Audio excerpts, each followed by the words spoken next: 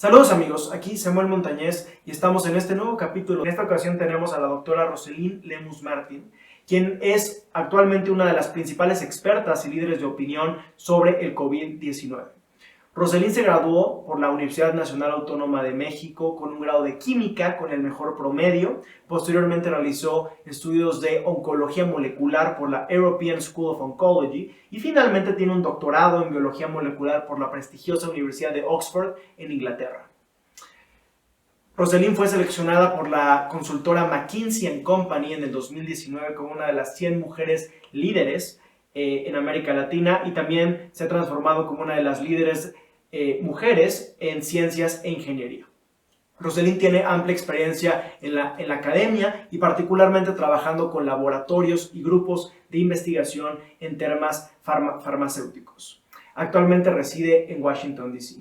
Y hoy nos acompaña para platicar sobre cómo ve ella que se va a seguir desenvolviendo la pandemia en México y en el mundo y cómo podemos pensar que va a seguir afectando la continuidad de los negocios, cómo poder afrontar con la mejor información este problema y cómo tomar las mejores decisiones tanto como persona, como empresa o como organización. Entonces, no se lo pierdan. Pues muchas gracias por venir, Ros. ¿Cómo estás? Bien, gracias Samuel, gracias por la invitación.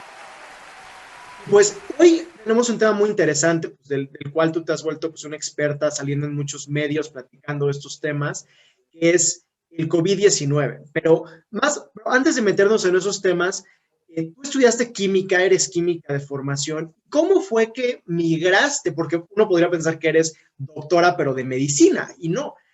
¿Cómo fue que migraste a este campo de los virus, del sector salud, en la parte de biología molecular? ¿Cómo fue esto? ¿Cómo pasó? Claro, pues sí, de hecho yo estudié química pura, o sea, solamente química más sintética todo, ¿no? Ni siquiera nada de biología en la carrera. Y a mí siempre me había interesado la biología. No quise estudiar biología porque me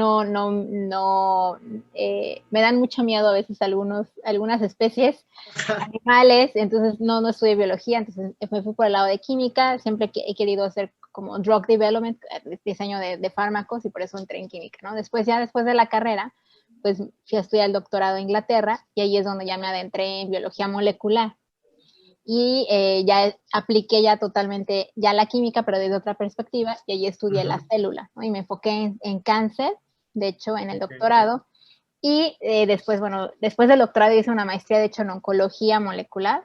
Entonces, me dediqué a estudiar todos los mecanismos moleculares que derivan en cáncer, ¿no? Que eso es lo que estaba haciendo siempre en investigación, biología de sistemas, pero siempre enfocado a cáncer.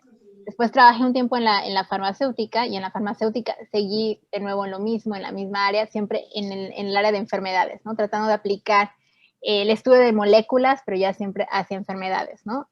Y ahí es cuando ya me adentré más, ¿no? Desde el doctorado, pero siempre me fui enfocando hacia célula, sistema, enfermedad, ¿no? Y la pandemia llegó, y entonces mi enfoque de cáncer lo enfoqué hacia COVID-19, ¿no? Y me puse a estudiar, obviamente, el virus como tal. He hecho diferentes cosas, no solamente de ciencia, sino también ya incluso de inteligencia artificial aplicado como a salud pública. He estado escribiendo, ahora estoy escribiendo cosas sobre todo de, por ejemplo, lo que es famoso ahora, nacionalismo de vacunas, ¿no? El proceso de vacunación ya como tal, ¿no? Y estudiarlo, ¿no? Entonces he estado haciendo varias cosas, pero sí, básicamente mi enfoque siempre ha sido aplicar las moléculas, no estudiar la molécula como tal a nivel sintético, sino ya estudiar a nivel ya de un sistema, a nivel del cuerpo humano y a nivel de enfermedad. Perfecto. Y Ros, ahora sí, digamos, entrando de lleno, ¿cómo, o sea, tú ya, digo, te han preguntado miles de veces estas cosas, pero una gran pregunta evidentemente es, ¿cuándo se va a poder regresar? Y hoy estamos grabando en marzo 8, 2021. ¿Cuándo se va a poder regresar a la vida normal, 100% normal? Y si es que va a haber un regreso a esa vida o ya no va a haber un regreso a esa vida digo, tal vez en algunos muchos años, pero o sea, si en 2 años o en uno va a haber un regreso a una vida normal como antes, o definitivamente eso ya no va a pasar hasta dentro de 20 años, ¿qué dirías? Sí. Definitivamente, el regreso a una vida normal va a depender mucho de con qué velocidad se esté vacunando. Y vacunando no solamente a un país, sino globalmente. Se está calculando que a la velocidad con la que se está vacunando actualmente, se podría decir que vamos a regresar a la normalidad en 7 años, ¿no? Hasta 7 años podríamos decir que tal cual como estábamos antes. Obviamente, en los siguientes años vamos a regresar a las actividades normales poco a poco, ¿no? Pero todavía vamos a tener que seguir usando ciertas medidas, o las medidas van a ser por periodos, ¿no? Por ejemplo, quizás va a haber confinamientos por periodos, no total confinamiento. Pero sí, definitivamente las medidas van a ser menores en cuanto más personas se vacunen. Pero como necesitamos que el 70% al menos de la población mundial esté vacunada para que podamos decir que ya vamos a poder regresar a la normalidad que conocemos, por eso se calcula aproximadamente unos 7 años en la velocidad. Obviamente eso depende, si vacunamos mucho más rápido, ese tiempo se reduce, ¿no? De hecho, eso fue un estudio de Bloomberg, que ellos calcularon el tiempo, ¿no? Y de hecho lo han calculado para diferentes países también. Pero sí podemos estar esperando que puede ser en un periodo de 3 a 7 años. Recuérdame, ¿cuánto era el periodo estimado para México? Para México podría ser hasta 10 años con la velocidad. Sí, pues sí, con la velocidad actual, pues sí. Sí, claro, eso depende, obviamente, como te digo, si se acelera la velocidad de vacunación, se aumenta la velocidad, obviamente podemos regresar más a la normalidad. De hecho, quisiera ser más optimista porque, por ejemplo, la CDC hoy sacó las normas, o sea, ellos publicaron, de hecho, las normas de las personas vacunadas. ¿Qué van a poder hacer las personas vacunadas? ¿Qué actividades van a poder hacer? ¿Y esto por qué? Porque es darle confianza también a las personas que están vacunadas de que pueden regresar a hacer ciertas actividades, ¿no? Y en las actividades estamos viendo que incluso personas vacunadas ya van a poder convivir con otras personas vacunadas sin cubrebocas, ¿no? Obviamente con personas no vacunadas todavía usar cubrebocas para proteger a las personas no vacunadas, pero bueno, esto nos está dando un indicio de que si más personas están más vacunadas, entre más personas están vacunadas, vamos a poder seguir teniendo una cierta convivencia sin cubrebocas. Sí, porque ya había como que pues sí, como esta negatividad de ya me vacuné y sigo sin poder hacer nada, pues como que cuál fue digo, no te vas a morir, pero también como que la gente decía, bueno, tampoco, digo, no me voy a morir y está bien, pero pues no puedo regresar a mi vida, ¿no? Y tal cual la Agencia Epidemiológica de Estados Unidos, pues ya es como, bueno, no, sí se pueden regresar a hacer varias cositas, y eso es muy buena noticia, ¿no? Así es, definitivamente. Y bueno, yo creo que sí hay que tener un equilibrio. Hay veces que llegamos a ser muy fatalistas, hay veces que llegamos a ser muy optimistas. Yo creo que esto que publicó la CDC sí me parece equilibrado. Uh -huh. Y yo de nuevo digo, quiero ser positiva y quiero pensar que sí, entre más personas se vacunen, vamos a ir regresando con ciertas actividades, ¿no? Ciertas actividades van a ir regresando poco a poco. De hecho, ya se está hablando, bueno, Israel ya lo está tratando de implementar, la Unión Europea también lo va a implementar, este pasaporte de vacunas, donde se le va a dar literalmente un pasaporte a las personas diciendo que están vacunadas y a qué actividades pueden ingresar, ¿no? En Israel, ya, como te digo, ya se están aplicando esto. Te dan como un documento donde dice que estás vacunado y tú puedes entrar a conciertos, tú puedes entrar, a qué actividades vas a poder entrar, ¿no? Entonces, sí, poco a poco eso nos está diciendo que vamos a regresar más a la normalidad que conocíamos, quizás. Oye, y obviamente, como tú mencionabas, lo acabas de decir ahorita, pues hay muchos países, y digo, México es una de las 20 economías más grandes del mundo, y aún así tenemos un pronóstico de 10 años, tal vez sean 7, pero aún así no van a ser 12 meses. Entonces, no. O sea, ¿qué va a pasar con industrias como el cine, los gimnasios, o los restaurantes completamente cerrados, los antros? Digamos que en el mundo de la salud, ¿qué se piensa que va a pasar con esto? ¿Van a desaparecer? ¿Cómo se pueden sí adaptar algunos? O sea, ¿qué has visto tú respecto a esto? Sí, definitivamente no creo que desaparezcan, pero yo creo que por eso los CDC decidieron publicar esto hoy precisamente para dar más confianza a las personas de regresar a ciertas actividades, ¿no? Y yo creo que ciertas actividades van a ir regresando conforme las personas se vayan vacunando. Por eso la importancia clara de la vacunación para aliviar la economía, ¿no? Toda la crisis económica que se está viviendo, aliviar esa crisis económica y darle más confianza a las personas de que pueden hacer ciertas actividades, ¿no? Obviamente, en este momento las actividades se pueden realizar siguiendo las medidas, ¿no? Técnicamente, en un restaurante se puede salir a comer si es al aire libre, ¿no?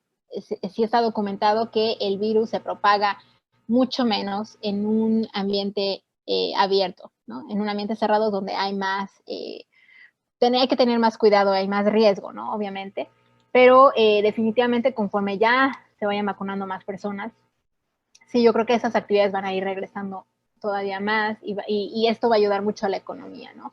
No creo que desaparezcan totalmente y espero que no, pero sí va a haber un cambio, ¿no? Quizás va a haber una combinación entre eventos virtuales, eventos presenciales, hasta que ya se alcance la inmunidad de rebaño, ¿no? Como tal. Y Rosa, un tema muy interesante que yo alguna vez estudié, el director de ingeniería financiera del MIT, Andrew Lowe, realizó un estudio muy interesante con su equipo ahí en el MIT de por qué, creo que esto derivó, para tener contexto, esto derivó porque su madre murió de cáncer, de algún tipo de cáncer. Y a partir de esto, él siendo financiero, le llamó la atención de que en el proceso donde su madre fue con muchos doctores, tratamientos y todo esto, como que decía, y él siendo profesor en el MIT, donde es como uno de los pináculos de la innovación y la tecnología, como que decía, no puedo creer que tengamos ya tantas cosas de innovación y que hay enfermedades como estas que no, o sea, que los doctores no parecen entender mucho, o sea, la gente se muere y pues como que se sentía que no, o sea, que no ha avanzado ese medio, por lo menos desde su perspectiva, como lo han avanzado muchas otras cosas, como la tecnología que usamos, como esto que estamos haciendo. Ahorita tenemos la misión esta Perseverance, la misión en Marte, donde hay un robot en Marte, ahorita tomando fotitos y controlándolo desde la Tierra. Como que él decía, es que no puedo creer que en ciertas enfermedades como el VIH, tipos de cánceres muy recurrentes, no haya habido tanto avance en tantos años, en décadas y décadas, cuando ya logramos cosas que parecerían inimaginables hace tantos años, pero en este sector no hemos visto mucho avance. Y por lo menos, no hablaba tanto desde el punto de vista científico, pero hablaba desde el punto de vista financiero, en que él analizaba, por ejemplo, la gráfica de inversiones en proyectos de nuevos proyectos de investigación y desarrollo de potenciales curas del cáncer.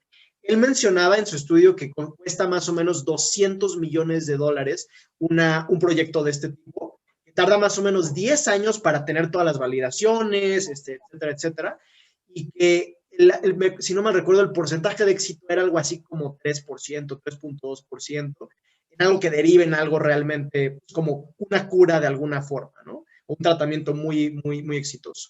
Entonces, que desde el punto de vista financiero de riesgo-rendimiento, un inversionista, si tú le dices, oye, ¿quieres meter tu dinero a una apuesta de 10 años con 3.2% de probabilidad de éxito? Te van a decir, pues no. O sea, no suena razonable. Y él graficaba tal cual en que esta investigación en desarrollo en este sector, él por lo menos lo ponía, iba totalmente a la baja. O sea, o venía desde hace 10 años a la baja. Y decía, si ponemos aquí la investigación y desarrollo en telecomunicaciones, celulares, etcétera, pues es completamente exponencial. Es lo contrario. Entonces, él hablaba en este discurso de esta falta de recursos financieros y por qué al inversionista promedio como que no le hacías sentido las matemáticas desde el punto de vista económico en invertir en este tipo de proyectos. Pero pues él es economista. No sé, ¿tú qué opinión tienes? Y tú justamente que has trabajado en el sector farma, desarrollo de drogas, has estado en cáncer.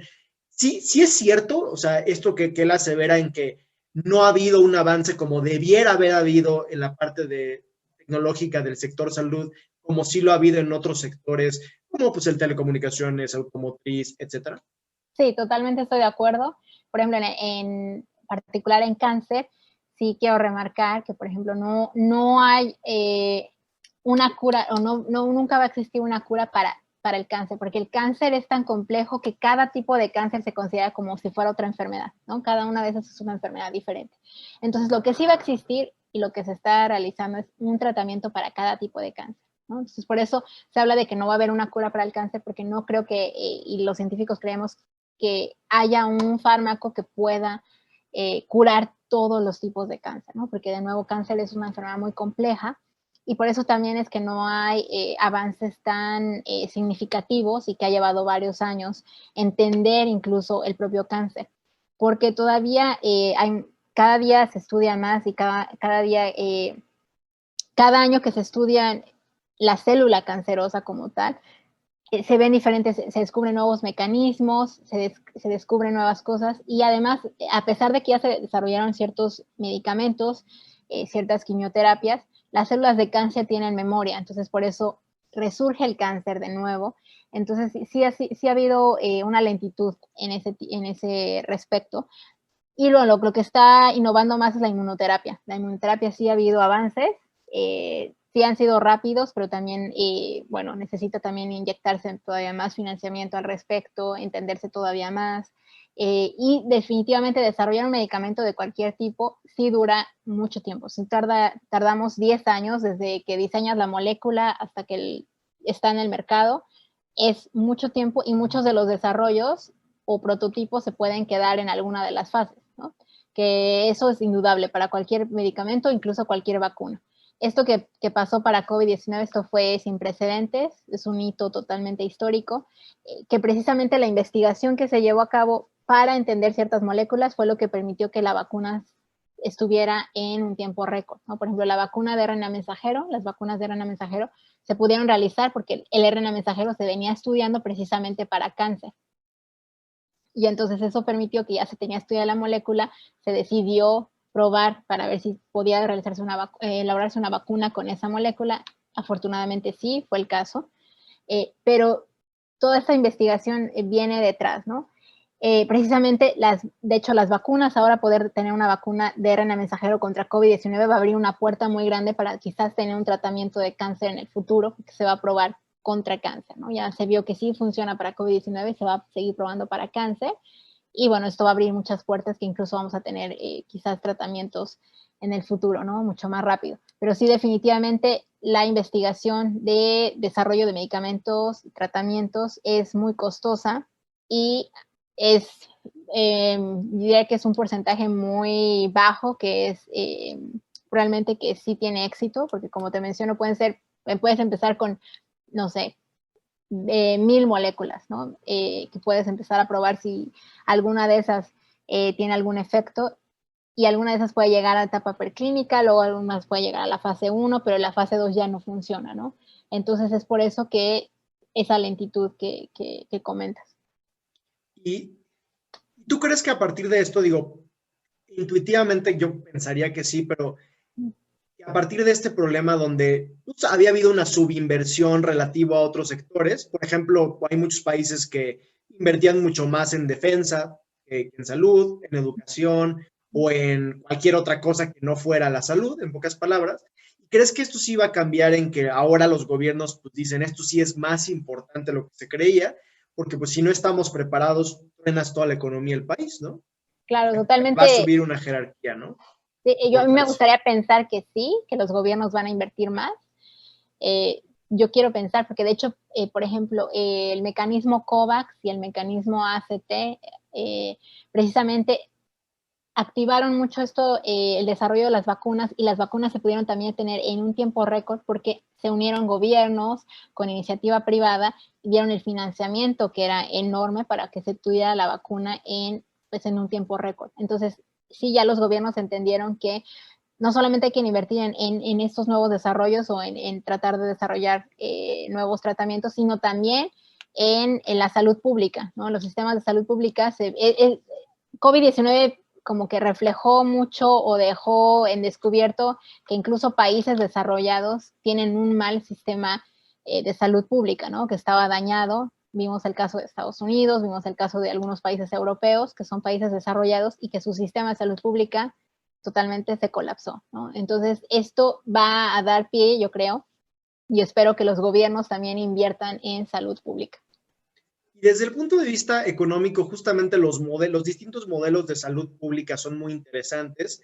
El modelo americano, otros modelos en algunos países europeos o algunos otros países asiáticos donde la medicina es, digamos, gratis, completamente ofrecida por el Estado, otros mezclados, como en México, tenemos los hospitales públicos, los hospitales privados.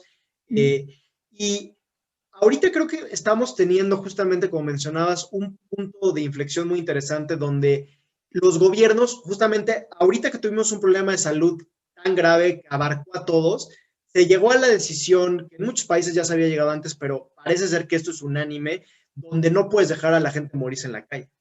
O sea, Sí. básicamente, como sociedades en el mundo, parece ser que se llegó a la decisión de que pues, la gente no se puede morir en su casa solo, ¿no?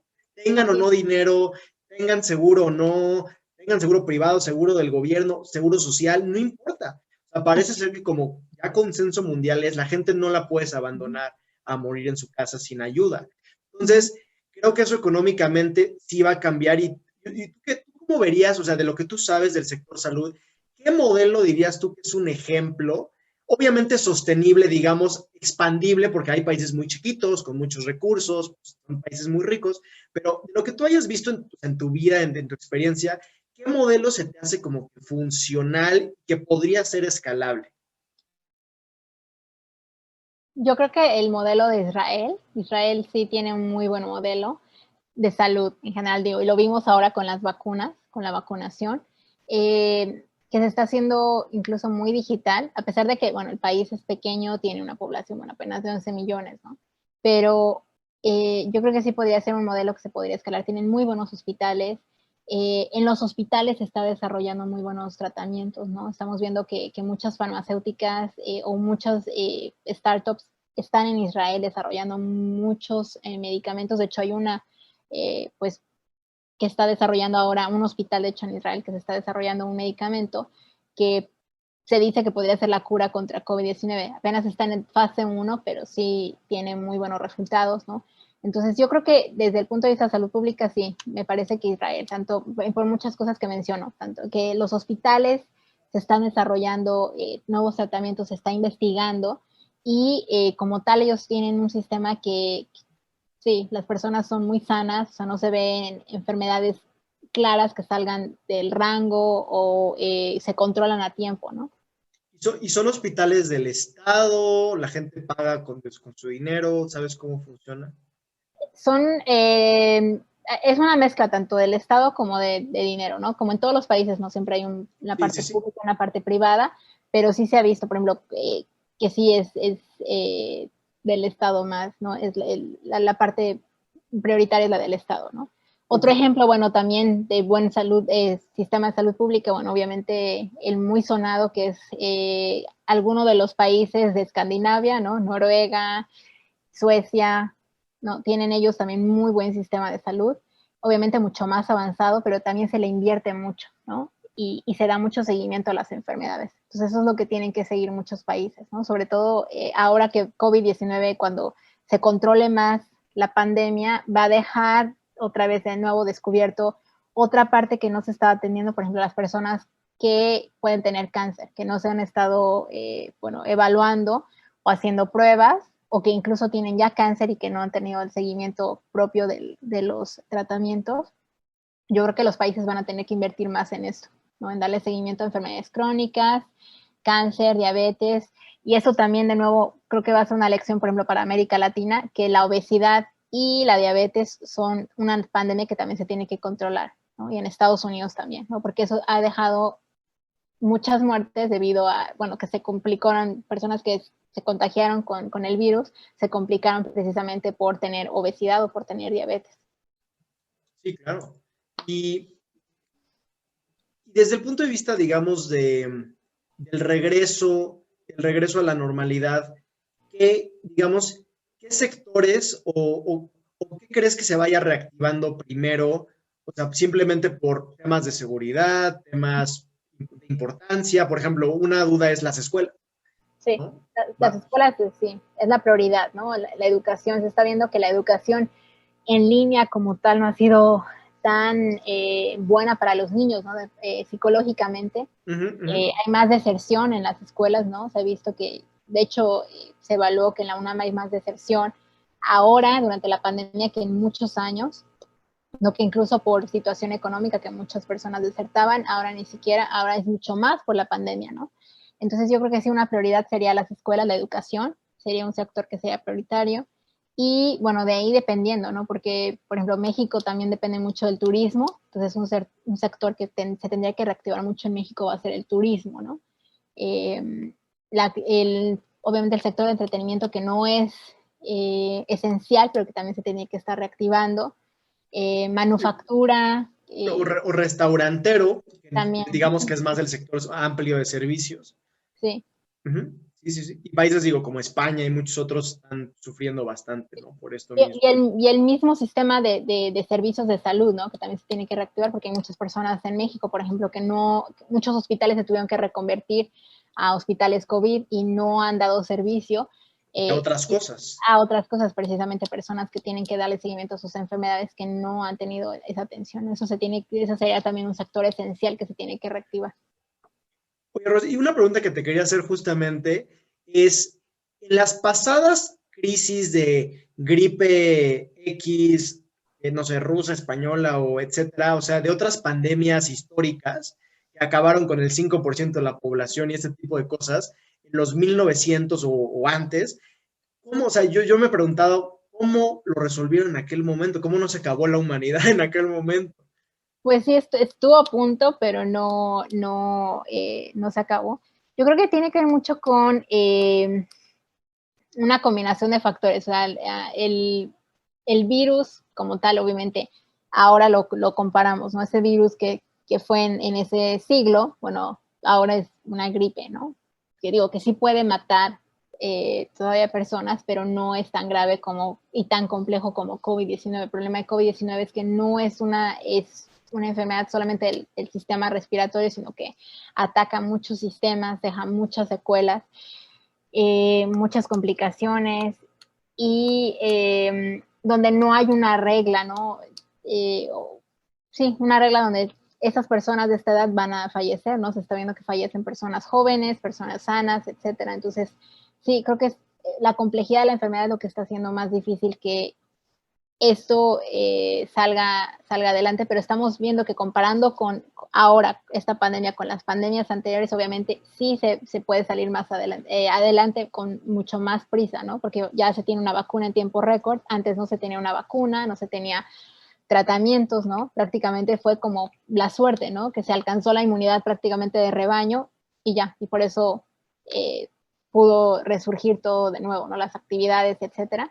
Pero ahora nos encontramos en un punto donde no podemos confiarnos a alcanzar la inmunidad de rebaño, porque estamos viendo que incluso países que tenían muchos casos no han alcanzado la inmunidad de rebaño. Entonces, por eso la importancia de las vacunas. Y una pregunta, y digo, aquí vamos a entrar a las teorías de conspiración, pero una pregunta de muchas personas es, o bueno, cuando alguien no tiene como mucho conocimiento de biología molecular y virus y virología y todo esto, es normal, o sea, es común que cada 20 años tengamos, o cada 10 años salió este nuevo virus, cada 30, porque el VIH yo tengo entendido que pues apenas se descubrió hace no muchos años, menos de un siglo, y ahorita tenemos esto, y pues en 1900 teníamos la gripe X, Y, Z. Entonces, es como estándar, digamos, en biología molecular, en esta parte de virus, decir, sí, claro, pues es normal que cada 30 años va a salir un virus, un bicho que puede estar igual o peor que o sea, eso es normal. O sea, justamente, pues Bill Gates ha hablado un poco de esto, de decir, no, hombre, pues es que esto ya se venía a venir desde hace mucho, o sea, y de milagro no nos tocó uno peor, que es lo que ha estado, lo que ha estado diciendo. O sea, esto es como, sí, o sea, era de esperarse. Sí, totalmente. De hecho, ya había habido artículos hace años que hablaban justo de esto, que no se leyeron con calma o no se pusieron atención, pero se predice y ya se ha estudiado que hay un reservorio de virus muy grande, sobre todo en los murciélagos, o sea, del grupo de coronavirus, que obviamente están ahí, ¿no? Cuando están en una especie y no saltan a otra especie, no hay problema, ¿no? Porque para los murciélagos a ellos no les pasa nada, ¿no? Esa especie no le pasa nada, vive el virus dentro de ellos y no les causa nada. El problema es cuando salta de una especie a otra especie, cuando el virus ya se hace más contagioso y ya es un riesgo para esa nueva especie, ¿no? Entonces, sí, definitivamente esto va a seguir pasando, no es la única vez que va a pasar. ¿Por qué? Y sobre todo por el cambio climático, porque el cambio climático nos va a acercar más a especies con las que no estamos en contacto usualmente y va a ser más fácil que salten de una especie a otra, ¿no? En este caso, en el caso de SARS-CoV-2, bueno, y el caso de SARS-CoV-1 y MERS, por ejemplo, bueno, ¿por qué saltaron al humano? Pues desafortunadamente fue por el contacto con los animales. En este caso sí sabemos que es porque sí, comían o no sé necesariamente comerlo, pero sí estar en contacto con animales en los que no se estaba en contacto, al estarlos vendiendo, al estarlos traficando, el humano entra en contacto o entra en contacto con una especie intermediaria y entonces es cuando se da el salto y surgen estas pandemias. Eso que comentabas del cambio climático, ¿por qué el cambio climático vamos a estar más cerca de estos animales? Porque, por ejemplo, bueno, el cambio climático, ¿qué va a hacer, no? Cuando cambian, por ejemplo, los climas, quizás estas especies van a migrar de donde viven, van a buscar quizás otros climas que les permitan sobrevivir y entonces es cuando pueden entrar en contacto quizás en zonas urbanas, por ejemplo, ¿no? Sabemos que estos murciélagos están en cuevas, pero con el cambio climático, si supongamos que la cueva se hace muy, muy cálida para ellos y ya no pueden resistir, van a quizás salir, van a emigrar a otros lados y entonces ahí es cuando podemos entrar en contacto. Es una mezcla tanto de cambio climático como de, como tal, estar consumiendo especies que no tendríamos que estar consumiendo, ¿no? Ok, sí, en el caso de China. Buen punto. Y seguramente va a haber una mayor regulación a partir de ahora, quiero pensar. Eso espero yo también, pero puede ser que también existan virus, no solamente en este tipo de animales salvajes que no deberíamos estar conviviendo, pueden existir virus incluso, ya se ha visto, ¿no? Que por ejemplo hay un virus en la rata, ¿no? Entonces en zonas urbanas también puede surgir esa posible pandemia, ¿no? De ese virus, y ese también es letal, ¿no? Y ese es en las heces y en la orina de las ratas. Entonces, por ejemplo, en zonas urbanas, cuando haya más cantidad de ratas, puede ser que surja una pandemia, ¿no? O también se habla de la pandemia de las superbacterias, o sea, de las bacterias que no conocemos. Sí, se había hablado de eso. Creo que en China estaban hablando de una bacteria ultra dañina, ¿no? O sea, que sí, que también, o sea, te morías bastante rápido y todo. Puede ser que sea tanto una bacteria que ya conozcamos y que los antibióticos, y que sean resistentes a los antibióticos que ya hemos desarrollado y entonces ya ningún antibiótico puede atacarla, que son las superbacterias, o pueden ser bacterias que no conozcamos, que por ejemplo ahí también viene de nuevo el cambio climático, porque que estén en los polos y que bueno, cuando se derritan los hielos, inevitablemente por el cambio climático en algún punto, esas bacterias que vivían ahí, que son muy antiguas, pueden venir hacia el continente y entonces ya vamos a estar en contacto con esas bacterias, ¿no? También es ejemplo muy claro de por qué el cambio climático nos va a acercar a otros microorganismos o otras especies con las que no estamos en contacto día a día. Ok, ok. Y desde el punto de vista, por ejemplo, ahorita de los medicamentos, sabemos que no hay una cura, pero por ejemplo, este medicamento del laboratorio Gillette, Remdesivir, si lo dije bien. Sí, Remdesivir, tengo entendido que, digo, cuando salió decían que costaba $20,000 una pastilla, ahorita no sé cómo está el asunto, pero digo, y no sé cuál es la evidencia, pero parece ser que sí hay alguna evidencia de que sí más o menos funciona en etapas tempranas, ¿no? Todavía se está estudiando eso en etapas tempranas porque de hecho la OMS en sus recomendaciones que dieron en noviembre del 2020, ellos mencionan, y de hecho se dio una lista de medicamentos, la OMS no recomienda el uso de Remdesivir, por ejemplo. O sea, está en contra. Su recomendación en contra es ligera, pero sigue siendo en contra. Ah, ok. O sea, porque la dividen en ligera, en muy fuerte, ¿no? Por ejemplo, era muy fuerte, por ejemplo, para hidroxicloroquina, o sea, que no se tendría que usar. Ahí sí la recomendación era en contra. Había otros medicamentos, ¿no? Entonces, Remdesivir, de nuevo, estamos en un medicamento que no totalmente sabemos si va a servir o no. Es un antiviral de amplio espectro, ¿no? O sea, que sí se usa para varios virus, pero no sabemos si realmente va a funcionar en etapas tempranas. Apenas se está estudiando, que de hecho es lo que se está haciendo en México, ¿no? En el Centro City Banamex, se está estudiando en etapas tempranas, se está realizando un estudio, o sea, global, ¿no? En el mundo se están realizando muchos estudios clínicos, no solamente con este medicamento, sino con otros. Porque parece ser, o eso es lo que se ha sabido, que muchos mandatarios es lo que han tomado, ¿no? Sí, es lo que se especula. Bueno, Trump tomó los anticuerpos monoclonales.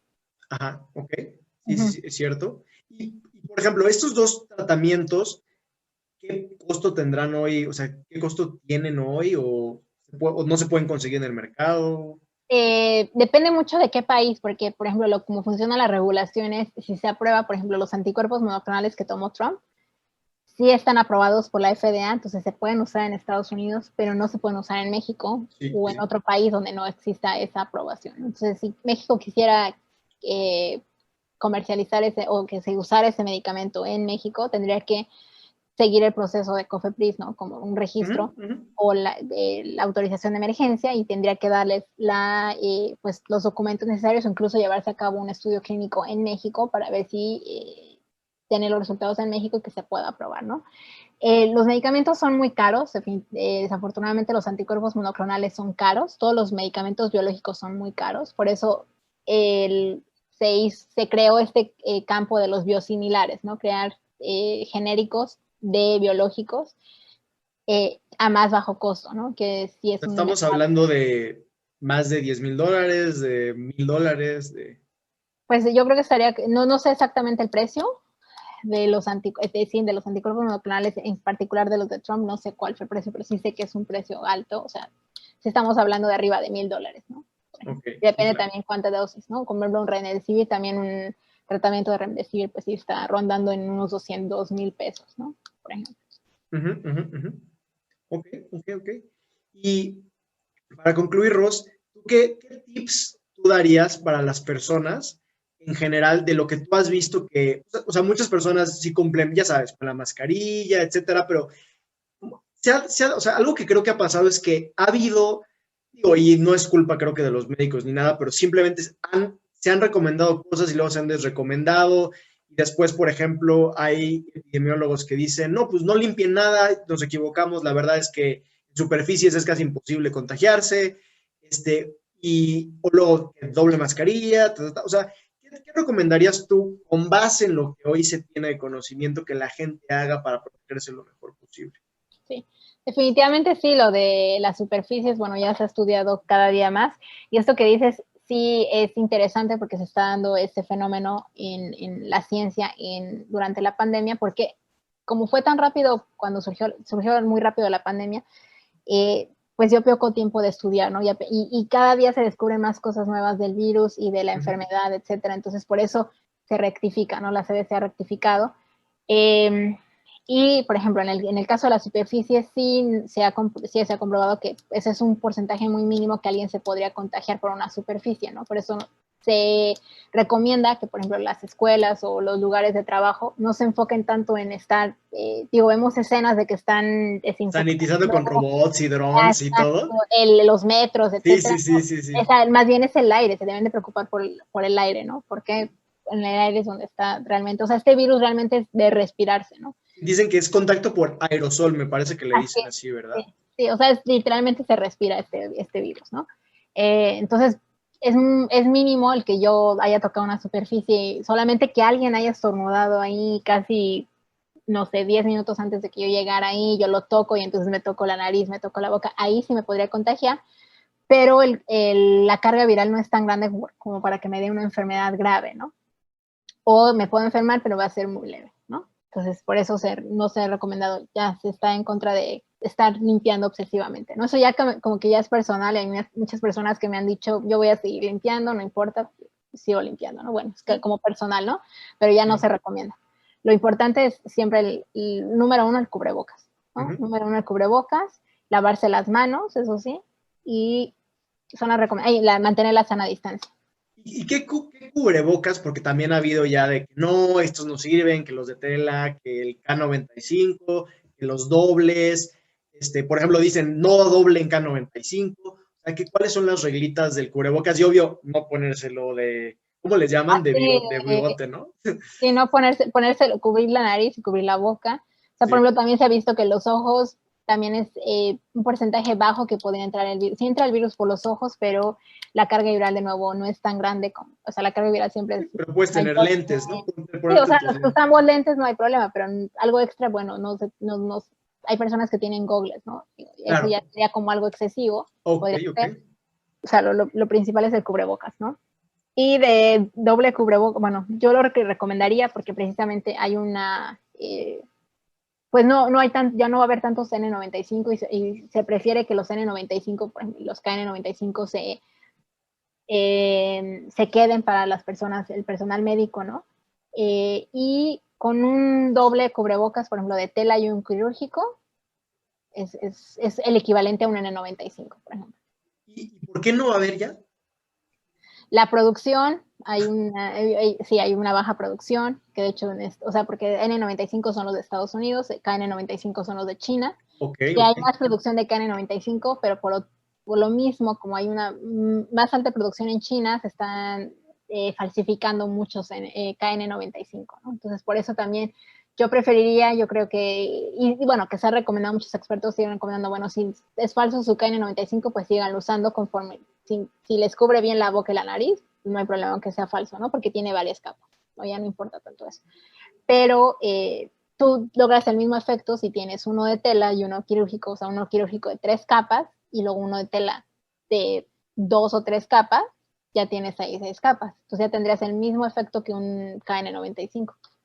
Ok. Y muy importante, pues lavarlo cada vez que sales o cada 2 días. Pues ahí depende como de cada persona, como que también es personal, ¿no? Los de tela se pueden lavar, los de tela sí se reusan, se lavan, los quirúrgicos no se recomienda lavarlos, o sea, Sí. cambiarlos cierto periodo. Como dices, la exposición, ¿no? O sea, si vas 15 minutos al súper, pues chance no lo vas a tirar por 15 Exacto. minutos en el súper. Sí, no, o sea, hay personas que lo usan 7 días, hay personas que cambian cada Y si día. vas al hospital, bueno, pues ahí sí cada Sí, día sí, lo tiras a la basura.